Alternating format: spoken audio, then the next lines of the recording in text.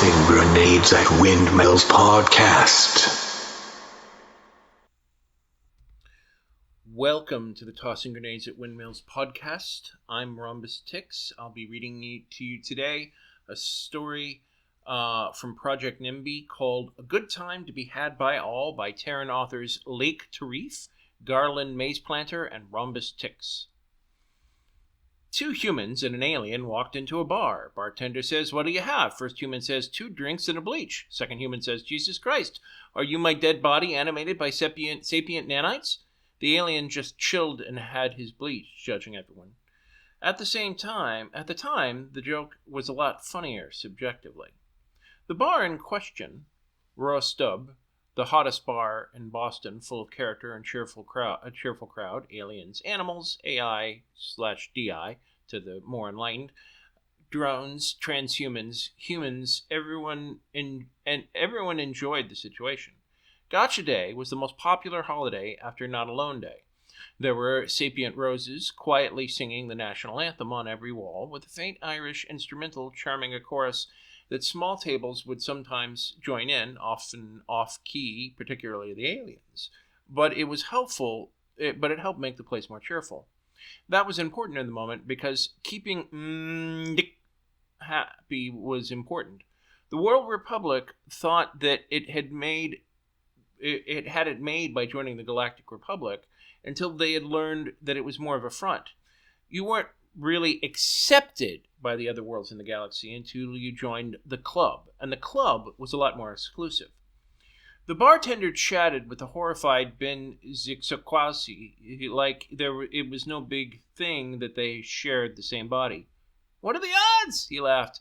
Ben laughed with them, but it was a nervous laugh, the kind that they couldn't afford. Ken Joe had a mission, and he wanted to focus on that mission with all the regular professionalism any career military man might.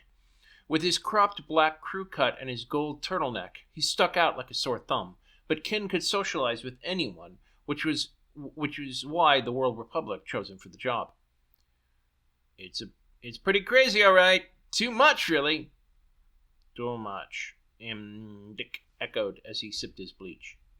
Dick was slug-like, but with his eyes set on his forehead instead of on his stalks, and he had one arm that moved around as part of its body in any area it wished, currently holding the glass beer stein with the toxic liquid somehow, in which the toxic liquid somehow frothed. Everyone knew about the bartender, of course. 2252 was an attempt to revive a cryogenically frozen human 200 years ago with medical nanites that became sapient after the original humans died fighting the Galactic Republic. 2252 refilled Ben's stein. "What are the odds? I mean, I know the simulation replicated all the originals, but the simulation, of course, was the reason everybody celebrated Gotcha Day. Jimmy Smith ran his real-world box, a mass Earth simulator set in the Middle Ages, and left it plugged in to a totally solar-powered home, playing petty little God with the unknowing human digital intelligences inside. Then God was killed with all the other humans when they tried to initiate jihad against everything that wasn't human.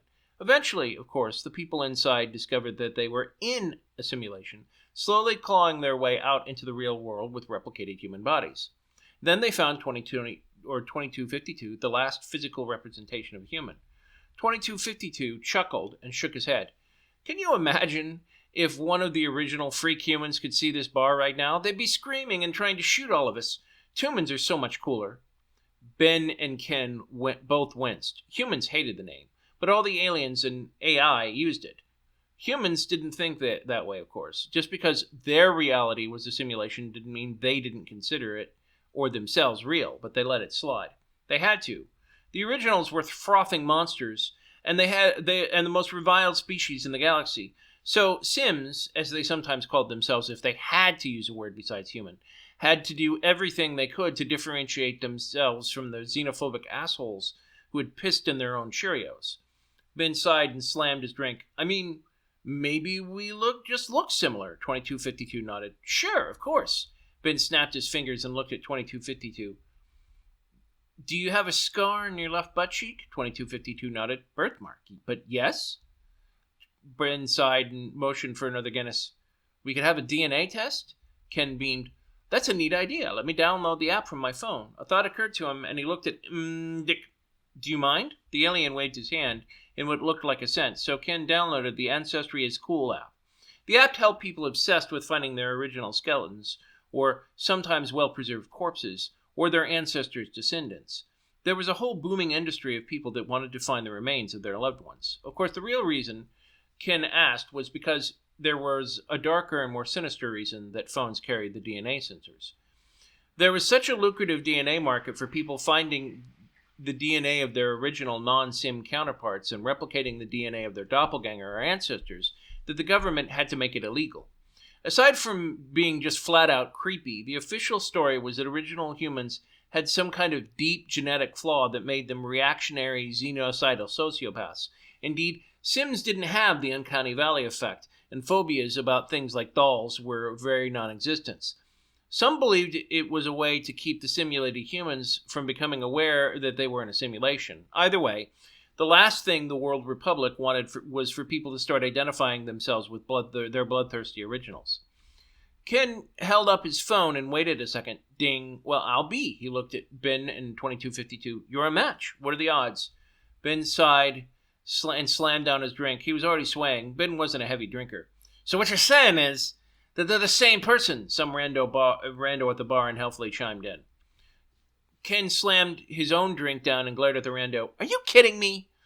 The alien looked intrigued, and the rando raised his hands defensively. Just asking a question, man. Mmmmmdkkkk knew precisely what was going on, better than all the inhabitants of the room combined. Yui liked Twomans, despite their strangeness, but Yui wasn't going to spoil their hopes of joining the club by letting them know that Yui knew. Besides, Mmmmmdkkkk found their desperation kind of cute. Mmmmmdkkk's species was so far above Twomans, or the digital intelligences that made up 2252, that bacteria to Twomans might have been appropriate, but by actually being a more evolved species, that made it an obligation for Mmmmmdkkkk to actually accept their limitations and patiently and methodically help, or in the case of humans, hinder up the endless ladder of progress. And 2252 and Ken hated humans, as well they should.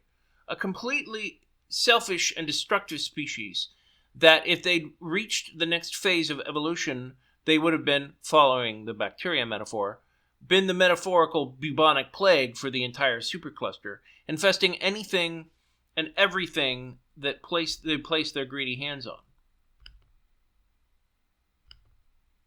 After all, how could a greater galactic being possibly discern between two different bacteria?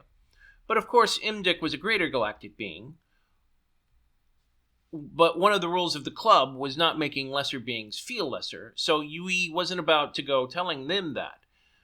That put Yui in the awkward position of having to let Twomans and DIs suffer in their delusions sometimes, when a simple conversation could clear up the entire mess. Instead, Yui politely feigned interest in the bar fight that was happening in 6 seconds and allowed Ken to have a minor heart attack, thinking somehow Yui would be offended. Sigh. Ken felt like losing it right there, and as Ben and 2252 started a pissing contest right there and there. It was only the future of human prosperity in the galactic community that was at stake. No big deal. Ken tried distracting them by reaching into his grab bag of human phrases to see if this would soften the discussion or at least change the conversation. How about those Mets? Dead, someone at the bar chimed out. Everyone laughed a little, and it let some tension out of the room. Jokes at the expense of humans were always welcome, but Ben and 2252 were still staring at each other, uncomfortably. Ben pointed at 2252 right in the chest and said, I challenge you to a game of dogs playing poker. There was an audible gasp in the room, but also interest. It was the hottest export game that humans had sent out into the galaxy at large, and was a multi-billion-dollar industry.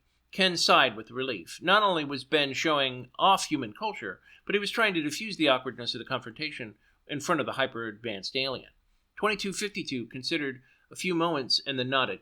Sure, sounds swell, pal. Right after lunch. Lunch? It's 5 p.m. I meant you're serving a knuckle sandwich, 2252 said as he slammed his meaty fist into Ben's shocked face. Ben leaned across the bar and whispered to 2252. Do you know how much is riding on this? 2252 twitched a little. He was about to say something when Ken drew his eye towards a well-concealed service revolver on his side. Ken was very good at nonverbal communication, and the implication was that if 2252 was going to start a bar fight, Ken was going to be a cop, and literally, figuratively, he was. It wouldn't turn out for the guy's gambling Earth's future. 2252 threw up his hands up conciliatorily and said, Fine, fine, fine. Dogs playing poker it is. The room cheered again. Dogs playing poker derived from Twoman exploration of the accident that gave them sapience. Twomans couldn't recreate the human tech that allowed them to become sapient, i.e. being able to make a Twoman from scratch as compared to two Twomans having a baby, but that unraveled enough of the code to create really smart dogs. And those dog AIs were created from scratch with an inbred understanding of power that allowed or more of the players to select their version of a team lineup. It was a complicated game that involved understanding breeds, pack dynamics, and the game of poker itself. Once each game's finished, the dogs were released to live out the rest of their digital lives in peace, though a dog voluntarily chose to play more poker sometimes on their own. Those were the major leagues, but for a nice normal bar game, new copies would do nicely. 2252 drew a Dachshund, two poodles, and a Yorkshire Terrier.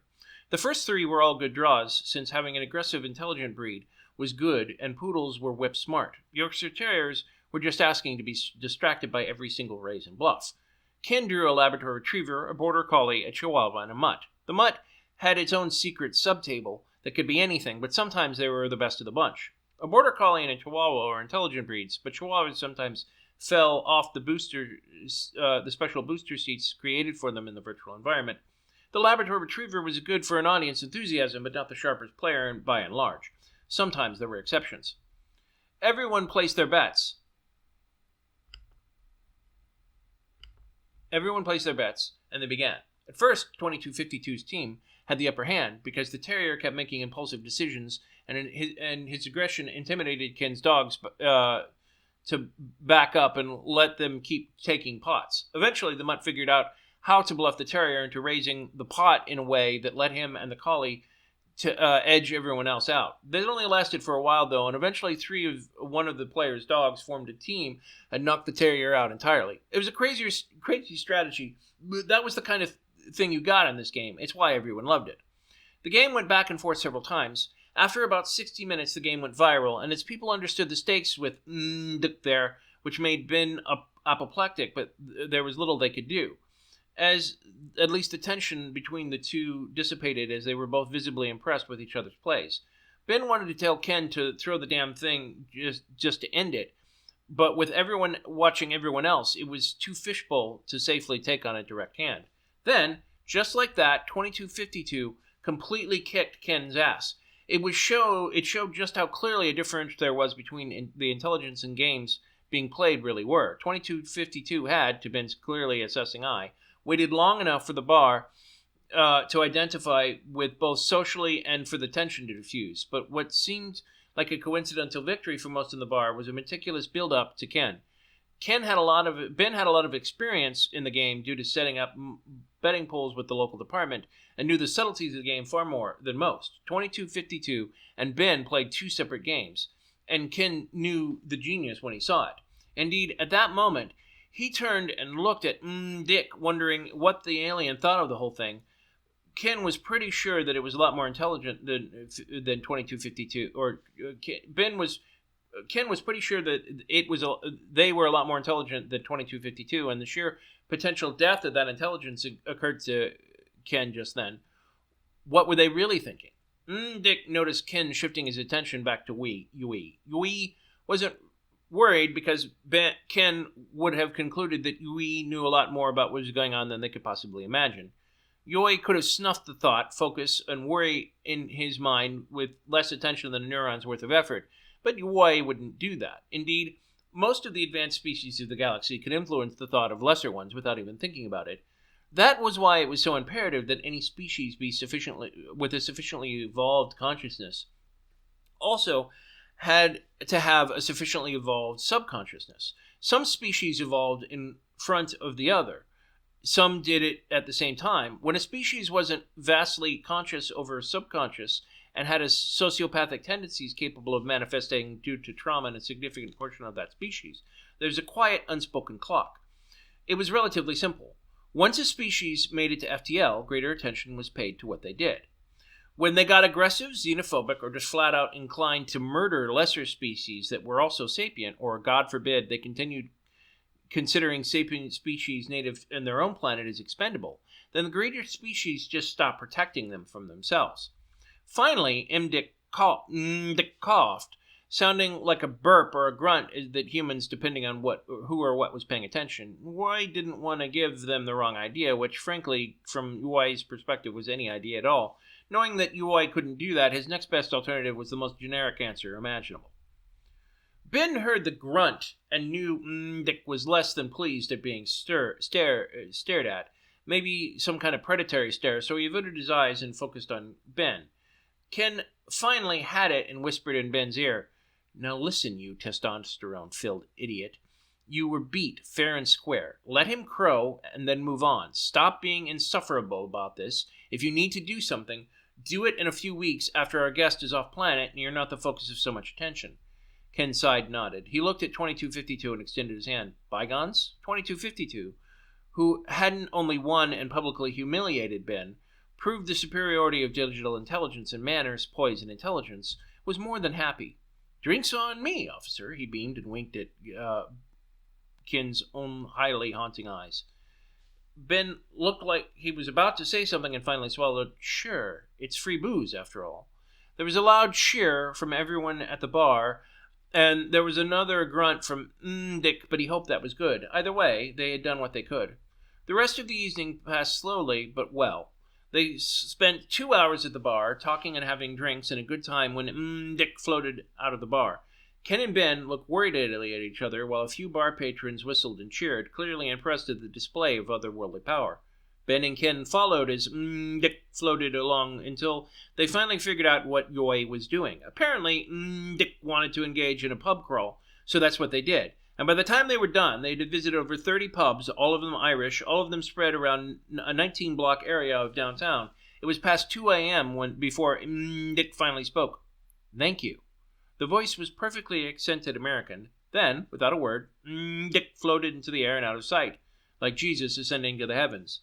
Ben looked at Ken. "You think we got in the Galactic Club?" Ken thought about it a long time and shrugged. "Those guys think for decades, don't they? I think that wasn't an addition for the club, so more of a notice that we're under consideration. And that if we keep on the path we're on, good things are coming." "Wait, seriously? All that work for just a ticket in?" Ken laughed.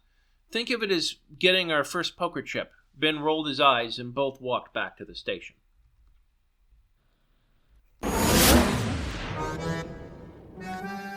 This has been the Tossing Grenades at Windmills podcast. Buy my book, Have Name Will Travel, at Amazon and other markets. RedAnvilCreative.com contains all our podcasts. Copyright 2023.